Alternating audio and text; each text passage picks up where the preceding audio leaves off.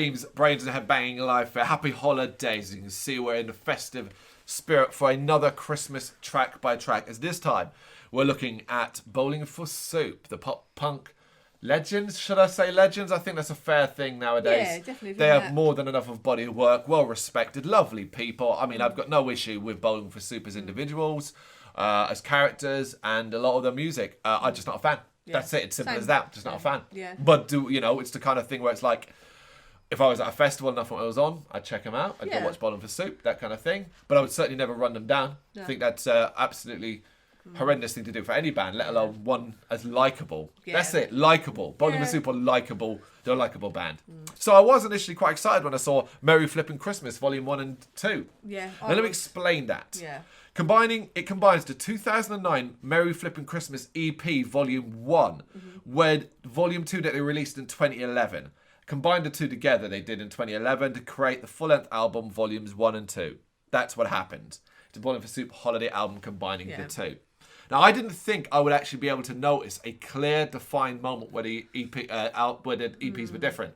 But fuck me, can you? Yeah. You really can, even before. And I remember going, let me just check the track list and see if I'm correct. Because I was like, that sounds like a different, not different band, but a different Bowling for Soup, the difference of 2 years. And I was like, oh my God, I was right. Yeah. Volume 1 is way bigger. That's one of the biggest surprises. Volume 1 is way bigger.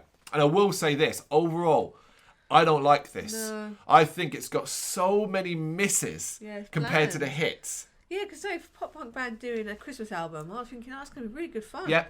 But yeah, it's just a bit bland. And like, there was nothing interesting about some of the songs they chose or what they did with them. And I was like, oh, it's a bit of a disappointment. But just a bit lazy. And the fact that you combine two lots of it together, I'm like... Really made it longer as well. Yeah, I was like, oh, okay. Yeah, not even that as well. You said the covers are uninspired. But worse for me is how little the original music hits. That's a real problem for me. Yeah. The original songs were some of the worst for me. Yeah. But we're going to get into it, of course, and we begin with Father Christmas. I laugh because it's so Bowling for Soup straight away. I was kind of like, that's annoying. That is so Bowling for Soup. Perhaps the worst thing about this track is that it just sounds so like, this could be any Bowling for Soup song ever. Yeah. And it's meh. It's an okay beat, bland chorus, and lacks a real festive feel. Yeah, that's and gets really repetitive quickly. Yeah. I thought a bit of a bland opening. I thought the music was okay though. Like I said, it's just a bog standard track. But for an opening of a Christmas album, I'd want pizzazz, I want bells and whistles. Literally, I want it all on there. And it was like, oh, okay. If you didn't sing about Father Christmas, what am I getting at this Christmassy? So yeah, a bit of a start for me. Absolutely. Doesn't get any better with Santa looked a lot like Daddy. It's punkier, but that's about it. And I found the chorus here so irritating. Yeah. This was I like 2 in, I was like, shit. Yeah. I just put a bit dull. Yeah. I was like, nothing stood out from it. And yeah, I expected more from them because they're sort of quite funny songs, quite funny tracks. There's no real comedic edge here. There's something later on that I think you can probably raise a smile at, but that's about it. Yeah. All I Want for Christmas Is You, the staple Mariah Carey cover. I will give credit to Jarrett's voice here, as he sounds great. I think the guy is a very, very talented singer, and I think here he sounds particularly strong. Yeah. It sticks so tightly, though, to the Carey style, which comes back to this overarching issue that's come up in a lot of the track by tracks this year with the covers as well, which is when I hate the original and it grinds on me and grates on me, you've got to do something spectacular to make your version stand out. They don't do this here. In fact, they stick solidly to the original. That's it. All we've got is a bit more guitar, meat to the guitars here and there, and obviously it's a man's voice singing it. But that's it. To me, it's as bad as the original because it is just the original, even though there's absolutely nothing wrong with the cover. Yeah. Yeah. I like the bells and the guitars, so I thought it was okay done. Yep. But yeah, so really just a cover. So no inspiration really. There's nothing special about this track at all. And then we hit arguably the best one. Feliz Navidad, a track that puzzled the hell out of me. So basically, I knowing nothing about this track and going, what the hell is Feliz Navidad? Let me go Google Merry this. Christmas in Spanish. Well, I didn't know that. I don't speak Spanish. I've never seen that before. But I Googled it. No, I Googled it after I heard him singing in Spanish during. And I was like, what? Is this like a Spanish hit? So I Googled it and found out this song is worldwide popular. Except here, apparently, in the UK. I never heard it. I'd never heard it. Yeah. And it's by Jose Feliciano. And it's an original track by him. So I'd never heard it before. You know, that's amazing. And for me, once you get the annoying kids in the way at the start singing it, I was just like, kids singing, no.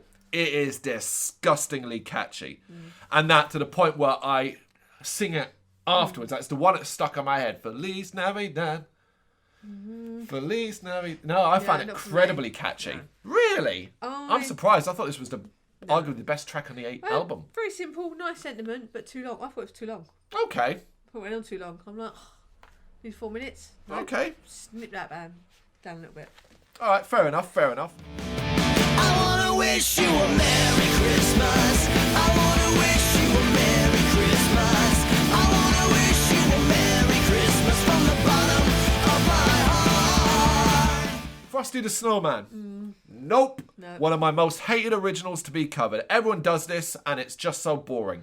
Bowl of a Soup do nothing with it, and all I kept thinking was, have I listened to this enough? Could I skip it? And I was like, no, they might do something at the end, and I just wanted to skip so badly. Yeah, same. Yeah. Same. So they're not really doing much with the tracks, like we keep saying. Yeah. Like, you could have so much fun with it, and like for a band that's really known to be fun, it just felt like you just could not be bothered. That's what it kind of screams to me a little bit.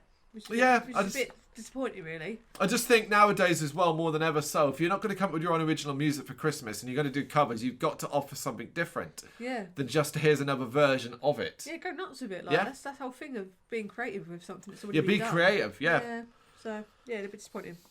I saw Mummy Kissing Santa Claus. I don't mind this one. I think it's got some nice groove and they do a decent version of it with actually something talking about throwing something new in. There's a guitar solo here that I quite liked. Yeah. That's what I thought. I like the heavy guitars in this and the twinkly bells at the same time. It felt Christmassy. It felt fun.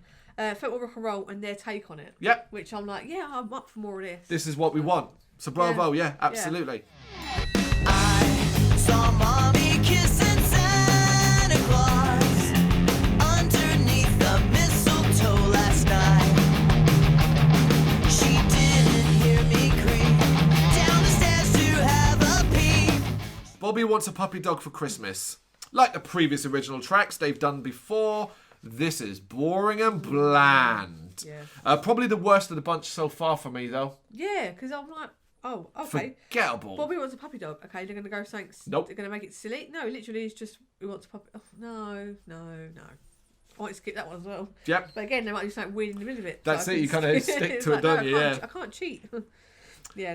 Merry Christmas, I Don't Want to Fight Tonight. And I wrote, it's a track that Bowling for Soup made, recorded, and released. That's all I'm going to say about it. That's all good I can say is they made it, they recorded it, and they released it. It's a track. Yeah. I thought, Dole and Mr. Trick, if you can't call a song Merry Christmas, I Don't Want to Fight Tonight, make it silly. Make it over the top. Make it between Father Christmas and Mrs. Claus. You know, it's a constant running theme throughout this. They get stuck in a chorus repeating the same thing over and over again. Merry Christmas, I don't want to fight tonight. Merry Christmas. You see what I mean? Like, it's like the fucking record gets stuck. Yeah. We're a couple of misfits. I do like this, though. It's catchy and rhythmic. It's got an easy sing-along chorus, even if it is insanely repetitive. I think it's different. Did I don't know if I listened to it. I listened to it. We're a couple of misfits. We're a couple of misfits. Is it supposed to be Christmassy? I mean, I guess... I didn't get any... No, fair enough. So, I just like... No, I didn't like that. Okay. At least it's short. That's my point on it. It was really short, that one. All right.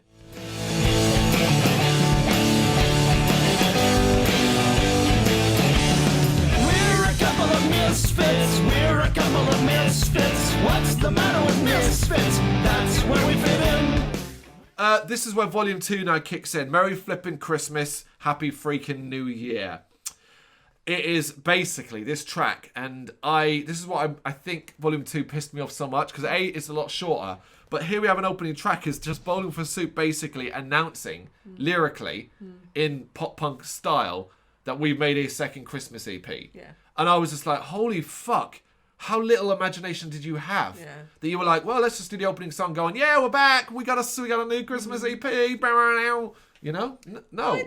I thought it was a bit more like what I wanted from them. A bit more jokey and fun. Like you expect from Body from Soup. You can have it on at the Christmas party, no problem. So there's a bit more energy to it. I didn't mind it as much. What we had compared before. Yeah. We do have some difference of opinions and tracks here. Even Santa needs a break sometimes. This is where I was talking about earlier on, a notable change. There was a notable change in sound with Jarrett, who sounds, I think, a little bit rawer, and the band having a faster, punkier edge. Yeah. There's nothing wrong with this track, it's fine. Yeah. I said, Little Boy and Little Girl, I like Little Boy and Girl that starts talking over it. Nice song. Picturing Santa enjoying his time off. Something a little bit different, you know.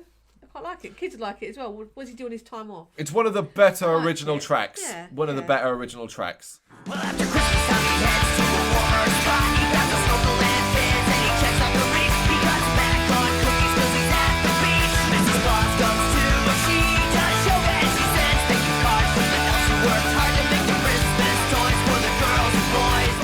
I miss you most on Christmas. Sweet melodies, thought-provoking music. It's sad as it asks you to think about those who may not be around this Christmas. I didn't care for it. It's all right, and Yeah. it's one of the. I almost dare I say it's like watching a movie that purposely kills off the dog you fell in love with at the end. It's designed to make you go, oh, that's a bit sad. This is what this track is. Yeah, no, it didn't do much for me. No, didn't like it. All right. Yeah. Detail analysis. No, well, that's simple enough. It's Christmas. I want fun stuff. I don't want that. But oh my goodness me, this is part of. All right, we won't get into that. Corner store on Christmas. Fuck this song. Yeah. While I do like the retelling of the 12 Days of Christmas, this gets so fucking old quick.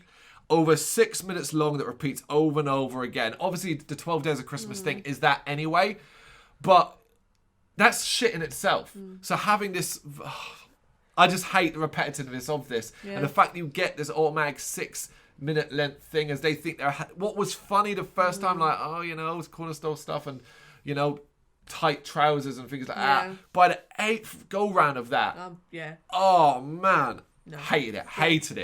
I like the idea. Yeah, the idea sounds. Doing something different with 12 Days of Christmas. Yeah, good fun, because you can be a bit ruder with it, a bit silly with it. But no, why would you pick stuff from a random corner shop? It was just a wasted opportunity for me. And we come to an end where we wish you a Merry Christmas. The standard outro cover that has Vim and Fizz. There's nothing outstanding here. It just exists. That's it, really, for me. Short and sweet ending. Just then wrapping up, really. But yeah, overall, let's say after the whole album, you wanted a bit more overall, and that's just meh ending, really. It really was, and at the end of it, I was like, I don't know if I'd ever really go back and listen to any of these songs ever again. No. That was a major problem. But let's try and do top 3 then, eh? Okay, I saw Mummy Kissing Santa Claus. Yep. Even Santa needs a break sometimes. Yep. And Merry Flippin Christmas, Happy Freaking New Year. Well, exactly the same, except I would have Feliz Navidad, I Saw Mommy Kissing Santa Claus, and Even Santa Needs a Break sometimes. That would be my 3. But let us know your thoughts in the comments.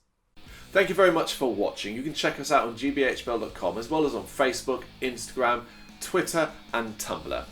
Go to Patreon to help us out over there. That's patreon.com/gbhbl, as well as Big Cartel, where you can find some of our merchandise. We have a podcast running on SoundCloud and Apple Podcasts. And of course, if you like this video, do us a favour, hit the subscribe button and help the channel grow. Games, horror and heavy metal. What else is life for?